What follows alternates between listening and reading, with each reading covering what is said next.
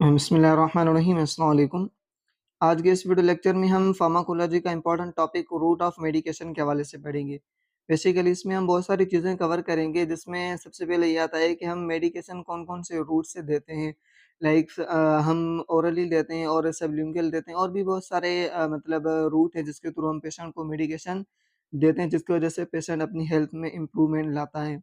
और फाइनली हम right of medication को भी देखेंगे कि पेशेंट के कौन-कौन से राइट्स होते हैं, जिसके थ्रू हम पेशेंट को मेडिसिन देनी चाहिए या फिर नहीं देनी चाहिए। ये चीज़ भी हम कवर करेंगे। तो वीडियो स्टार्ट करने से पहले अगर आप हमारे यूट्यूब चैनल पे नए हैं, तो हमारे चैनल को सब्सक्राइब और लाइक ज़रूर करिएगा, क्योंकि हम यहाँ पे मेडिकल के रिलेटेड बहुत सारे इन्फॉर्मेटिव वीडियोज़ शेयर करते हैं, जो आपके नॉलेज में अच्छी खासी इंक्रीज़मेंट ला सकते हैं।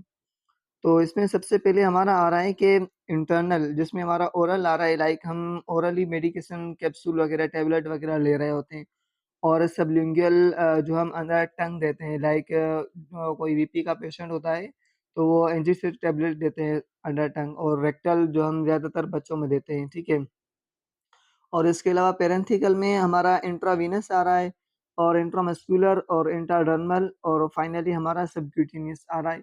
और उसके अलावा अदर जो है, इसमें हमारा इन्हेलेशन आ रही है, और टॉपिकल आ रहा है, और ट्रांसडर्मल आ रहा है। ये चीज़ें आ रही है, अब इनको हम मज़ीद देखते हैं। सो ओरली में हम मेडिकेशन वगैरह लाइक कैप्सूल या टेबलेट वगैरह ये चीज़ देते हैं, और इंट्रामस्कुलर में हम इंजेक्ट करते हैं ड्रग मसल्स में। आर्म के मसल्स में अगर हम करें, तो यहाँ पे डेल्टॉइड मसल होता है, उसमें 90 डिग्री पे हम ये ड्रग्स यूज़ करते हैं, ठीक है? सॉरी, ये इंजेक्शन हम पेशेंट को लगाते हैं डेल्टॉइड मसल में 90 डिग्री तक। और उसके बाद अगर हम इंट्रावेनस को देखें, तो यहाँ पे हम ड्रग को जो है ना डायरेक्ट वेन्स में जो है ना इंसर्ट करते हैं। अच्छा, इंट्रामस्कुलर और इंट्रावीन में ये डिफरेंस है कि इंट्रावीनस जो है वो विदिन सेकंड्स आपको रिजल्ट देगी, ठीक है? और इंट्रा जो मस्कुलर होता है, उनको एब्ज़ॉर्ब करने में टाइम लग जाता है, मे बी 30 टू 35 मिनट्स लग सकते हैं एब्ज़ॉर्ब होने के लिए, लेकिन इंट्रावीनस आपको विदिन सेकंड्स आपको रिजल्ट दे दे देता है।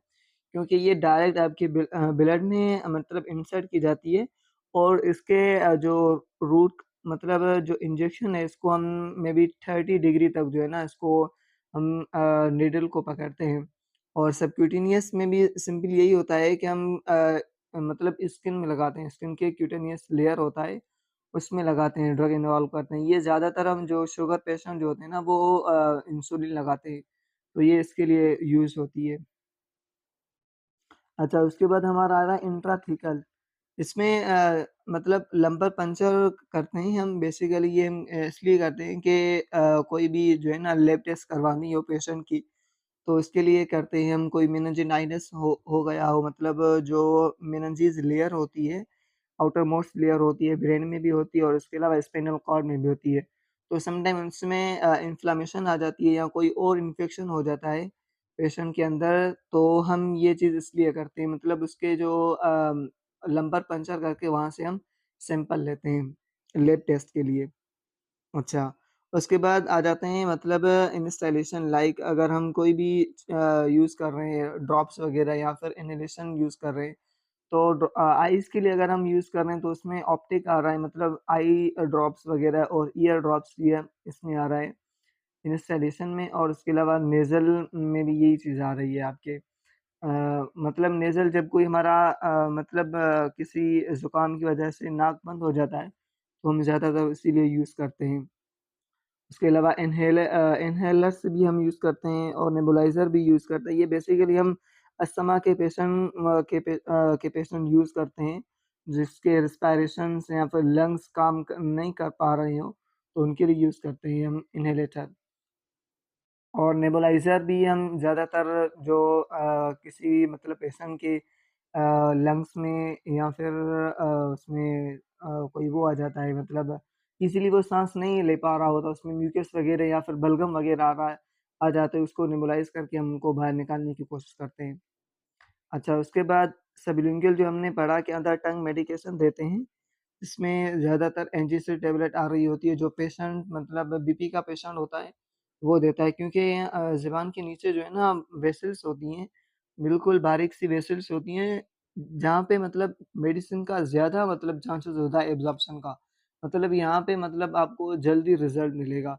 तो इसीलिए ये मेडिसिन हम यहाँ पे देते हैं बीपी के पेशेंट को। और इसके अलावा टॉपिकल में मतलब कोई भी ट्यूब वगैरह हम यूज़ करते हैं, कहीं पे भी हमारा चोट आ गई हो या कोई खराश लग गई हो, तो इसके लिए हम ये चीज़ यूज़ करते हैं ट्यूब वगैरह। अच्छा, फिर अगर हम राइट ऑफ मेडिकेशन की बात करें, तो सबसे पहले आ रहा है कि राइट पेशेंट, जब भी आप पेशेंट को मतलब ड्रग देने जाना हो या फिर मेडिसिन देने जानी हो, तो आपने राइट पेशेंट का मतलब चॉइस करनी है। ऐसा ना हो कि आपकी मेडिकेशन किसी और पेशेंट के लिए और आपने किसी और को दे दी, तो ये भी आपने मतलब ख्याल रखें ना, ये ज़्यादातर मिस्टेक होती रहती है हॉस्पिटल में, तो आपने इन चीज़ का भी माइंड मतलब ख्याल रखना है। इसके अलावा राइट डोज़ देना है, लाइक डॉक्टर ने कुछ और प्रिस्क्राइब किया है, आपने कुछ हाई डोज़ दे दिया या फिर लो डोज़ दे दिया, मतलब आपने भी राइट डोज़ देना है, जितना पेशेंट के लिए प्रिस्क्राइब किया गया हो, आपने वही डोज़ पेशेंट को देना है। इसके अलावा राइट रूट मतलब आपने सिलेक्ट करना है। अगर कोई ड्रग मतलब आईवी है और आप उन्हें मतलब इंट्रामस्कुलर लगा रहे हैं, तो मतलब ये भी आपने जो है ना राइट रूट इस्तेमाल नहीं किया। वैसे अगर हम बात करें आईवी और इंट्रामस्कुलर की, तो जो ड्रग हम इंट्रामस्कुलर देते हैं, वो कभी भी हम जो है ना इंट्रावीनस नहीं दे सकते, ठीक है? क्योंकि वो उनकी जो कॉन्ट्रैक्शन होती है, सॉरी मतलब क्या कहते हैं हम, हाँ, उसकी सैचुरेशन बिल्कुल हाई होती है, तो इसकी वजह से हम वो नहीं देते। बाकी हम ये चीज़ कर सकते हैं, मतलब इंट्रावीनियस आपकी जो भी ड्रग हो, वो आप इंट्रामस्कुलर लगा सकते हैं। ठीक है, उसके बाद राइट टाइम आपने देखना है कि मतलब पेशेंट के लिए कितने टाइम के बाद मतलब डोज़ प्रिस्क्राइब किया गया है। यानी 1 दिन में 3 मर्तबा हो या 2 मर्तबा या 1 मर्तबा है, तो ये चीज़ भी आपने देखनी है। उसके अलावा राइट ड्रग जो हमने पहले ही देखा कि मतलब वही चीज़ पेशेंट को देनी है जिसकी वो नीड हो। और उसके अलावा राइट डॉक्यूमेंटेशन करनी है, आपने जो आपने मेडिकेशन पेशेंट को लगाई है, वही आपने डॉक्यूमेंट करनी है कि ये पेशेंट को मैंने लगा दी है। उसके अलावा राइट टू रिफ्यूज़, मतलब पेशेंट के पास ये अथॉरिटी होती है, तो वो रिफ्यूज़ कर सकता है मतलब ड्रग को, मेडिसिन को, कि ये मैं नहीं कर सकता क्योंकि मुझे इनसे पेन होता है, या लाइक इंजेक्शन से पेन होता है, या फिर अगर आप उनको इन्फेक्शन है, वो आप मतलब क्या कर रहे हैं उसकी मतलब साफ़ कर रहे हैं, उसे बैंडेज वग़ैरह कर रहे हैं, तो उनसे भी ये जो है ना आपको रिफ्यूज़ कर सकता है। तो ये पेशेंट को मतलब अथॉरिटी होती है। उसके अलावा राइट असेसमेंट, आपने अच्छी तरह से पेशेंट की असेसमेंट करनी है कि पेशेंट को किस चीज़ की ज़रूरत है और वो किस कंप्लेंट से आया है, ताकि उनको जल्दी ट्रीटमेंट किया जाए। और फाइनली हमारा आता है राइट एक्सप्लेनेशन या और एजुकेशन, मतलब आपने अच्छी तरह से पेशेंट को एक्सप्लेन करना है कि आपको ये चीज़ है, और पेशेंट को उसके डिसीज़ के हवाले से उसको एजुकेट करना है कि आपको ये चीज़ है। फॉर एग्ज़ाम्पल पेशेंट को कोई मतलब एब्डोमिनल पेन है, तो उसको बताना है कि आपको ये एब्डोमिनल पेन है, ये मतलब मेडिसिन अगर हम आपको 2 दिन या 3 दिन तक चलाएँगे, तो आपको ये मसल रिलीफ़ मिलेगा, आपको सुकून मिलेगा। और उसके अलावा मतलब ऐसी पॉज़िटिव थिंकिंग मतलब लानी है पेशेंट के सामने, ताकि पेशेंट का माइंड भी सेट हो जाए, ताकि मैं मेडिसिन से सही हो जाऊँगा, रिकवर हो जाऊँगा और मेरी हेल्थ जो है ना वो अच्छी हो जाएगी। तो ये सारी चीज़ें हमारे आ रही हैं राइट ऑफ मेडिकेशन में। तो आज का ये वीडियो लेक्चर यहाँ पे एंड होता है, होपफुली आपको चीज़ें समझ में आ गई हो। तो अगर कोई क्वेरी हो, कोई चीज़ समझ में नहीं आ रही, फिर भी आप हमसे कमेंट सेक्शन में पूछ सकते हैं। तो मिलते हैं एक अगली वीडियो लेक्चर में, तब तक के लिए अल्लाह हाफ़िज़। Thank you, bye bye, take care.